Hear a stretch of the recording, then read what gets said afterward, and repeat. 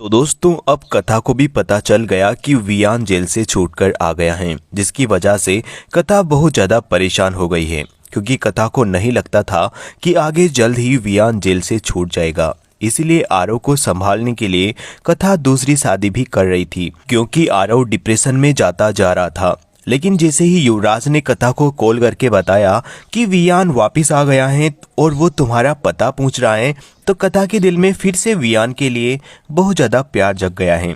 लेकिन युवराज ने वियान को कुछ नहीं बताया कि आखिर कथा कहाँ पर गई है, और युवराज वियान से माफ़ी भी मांगता रहा कि जो पहले हुआ उसके लिए मुझे माफ़ कर दो। लेकिन वियान तभी युवराज से कहता है कि अगर कथा से आप मुझे नहीं मिला सकते तो कम से कम मिस्टर गरेवाल से ही मिला दीजिए। जिसके बाद युवराज वियान को बताता है कि मिस्टर गरेवाल अब इस दुनिया में नहीं रहे। उनका गोली का घाव तो भर गया था, लेकिन जो उनके अंदर घाव हुआ था कि कथा की जिंदगी मेरी वजह से बर्बाद हुई, वो कभी नहीं भर पाया और उसकी वजह से ही वो चल बसे।